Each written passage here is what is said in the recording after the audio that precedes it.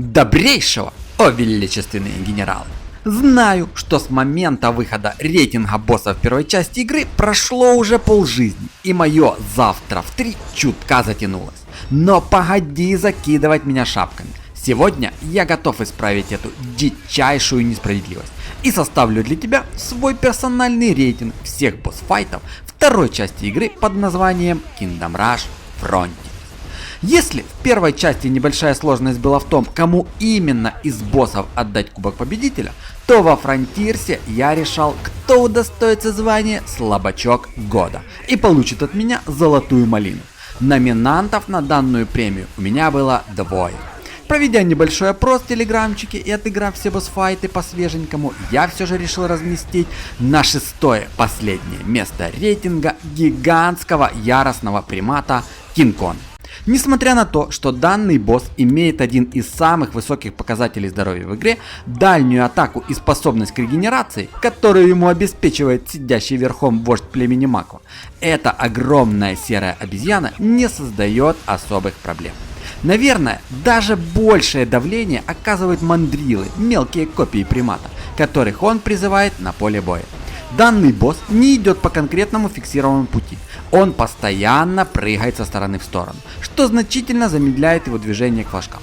Более того, Кинг Конг периодически запрыгивает на свой каменный стол и по типу Донки Конга начинает оттуда бросать взрывающиеся бочонки в героя и союзных юнитов, одновременно превращая себя в мешок с костями, так как обезьян все еще остается уязвимым к выстрелам башен. Разместив по центру возле столба несколько фортов арбалетчиков и сдерживая движение остальных врагов мехой и некромантами, мы с легкостью сможем одолеть это живое божество аборигенов, даже не вспотев. Пятую строчку своего рейтинга я смело отдаю Хису, гигантскому ящеру, королю саурианцев, вселяющему ужас во врагов одним лишь только своим видом. Кстати, ты никогда не задавался вопросом, откуда у рептилий такие космические технологии? Как-то раз, гуляя по своим пещерам, Хис повстречал тяжело раненое богоподобное существо.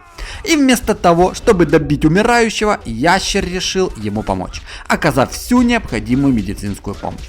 Сработал холодный расчет, так как Хис знал, что даже в ослабленном состоянии существо может уничтожить любого врага странным устройством за считанные секунды. Этот жест доброй воли положил начало связи, которая навсегда изменила образ жизни саурианцев.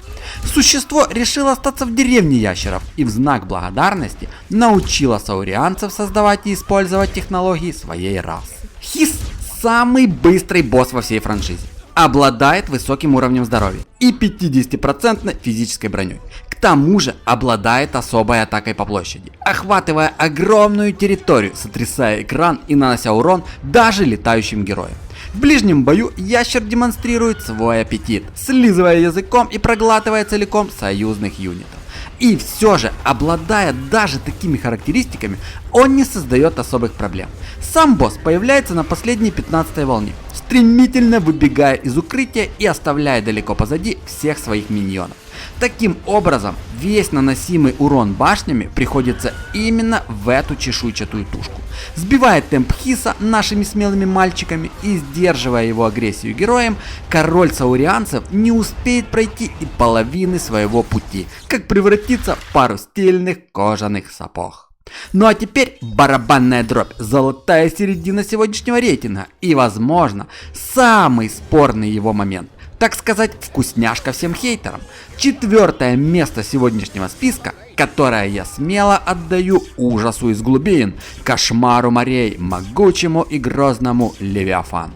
И даже несмотря на то, что это босс премиального уровня, я не считаю его достойным первой тройки. Сам этап очень непростой, наполненный бронированными и жирными врагами, а также быстрыми и дерзкими охотниками со своей механикой и саботажем. К тому же локация безумно неудобна к постройке обороны, где ощущается давление с первой же волны.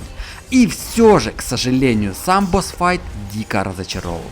Левиафан обладает самым высоким уровнем здоровья среди всех боссов Frontiers, но при этом он безумно медлительный, и все его способности ограничены умением оглушать башню. К тому же в сам момент босс-файта ему помогают далеко не самые сложные враги, что не оказывает никакого дополнительного давления. Парочка мех, которые, к слову, Левиафан не в состоянии оглушить, залп арбалетов при поддержке Архимага или Некра вмиг развалят эту огромную тушку. А еще на уровне есть святилище Регноса с огромнейшим уроном. И если подурачиться, можно одной этой башней завалить громилу. Третью позицию себе наколдовал огромный красный ифрит Назеру, заставляющий быть очень осторожным со своими желаниями. На данном этапе игры наш боевой ресурс ограничен, так как часть героев и башен нам все еще недоступны. Но главное, мы ограничены количеством звезд для древа улучшения, и не всегда наш герой имеет высокий уровень прокачки. К тому же этот злобный дух имеет способность наносить огромный урон по площади, щелчком пальцем мгновенно убивая союзных юнитов, в том числе и героев. А еще этот громила любит играть в песочнице, превращая наши башенки в свои пасочки. Ударяя в ладони, которые, к слову, в момент движения у самого Джинни отсутствуют, он призывает массивные груды песка, засыпающие ближайшие к нему башни. И в отличие от похожих способностей Гарри и Везнана, сбить песок прокликиванием нам не удастся. Остается только ждать, пока башни сами освободятся от заклятий. Ну и напоследок, Назеру способен призывать младших ифритов в произвольные места карты, просто щелкая пальцами.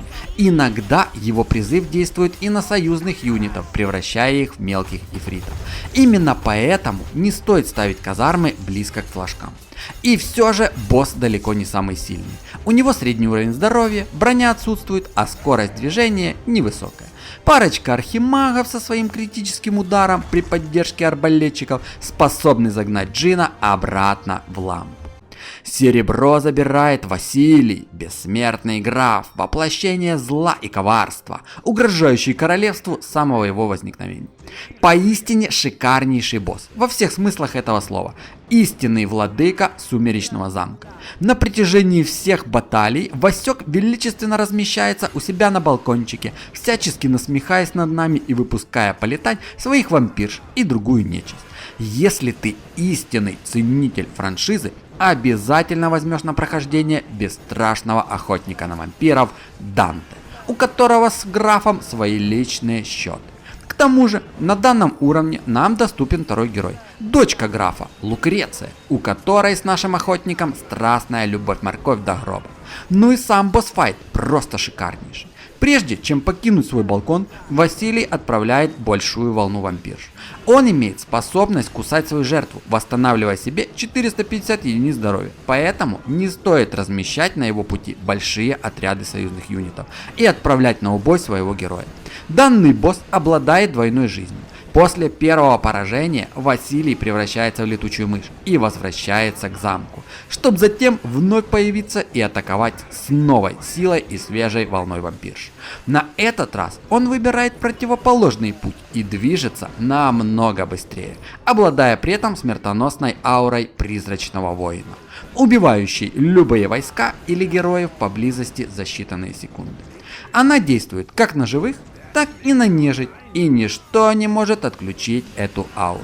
Поэтому, строя оборону, необходимо учитывать эту особенность кровопийцы и массового убийцы. Когда Васек погибнет, почти все враги умирают вместе с ним, за исключением нескольких вампирш, которые еще не приземлились, и которых необходимо убить, дабы завершить данный этап. Настоящий хардкор даже для опытного генерала. Ну и наконец! Абсолютный чемпион сегодняшнего списка уродцев. Мой личный ночной кошмар. И самый сильный для меня босс всей франшизы Умбра. От одного лишь упоминания кровь стынет в жилах. Это не просто босс, это настоящее божество, терроризирующее горожан с давних времен. Лишь одному великому гному Фаркону Железобородому при помощи молотовиков, пожертвовав своей жизнью, удалось заточить в ловушку эту грозную силу.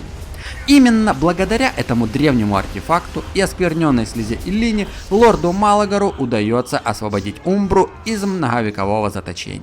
В процессе битвы Умбра создает разрывы в пространстве, вызывая оттуда множество теневых элементалей. Но самое страшное, она рандомно разрушает наши башенки в ноль. Поэтому перед босс-файтом жизненно необходимо запастись золотишком для постройки новых сооружений. Лучше фортами арбалетов для максимального сохранения финансового баланса. Ко всему прочему, нанести урон Умбре мы можем только тогда, когда эта клякса спускается со своего пьедестала на землю обетованную. Но и этого недостаточно, ведь победив однажды, Умбра собирается воедино и продолжает кошмарить нас своим присутствием. Поэтому нам предстоит запастись терпением и сражаться несколько раз с Умброй, прежде чем завершить прохождение данного этапа. И интересный факт.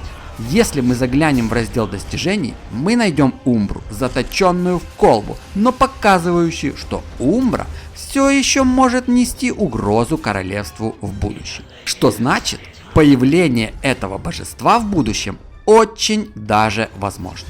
Друзья, надеюсь, видео вам понравилось, и вы обязательно поставите свой щедрый лайкосик под видео и подпишитесь на мой скромный канал.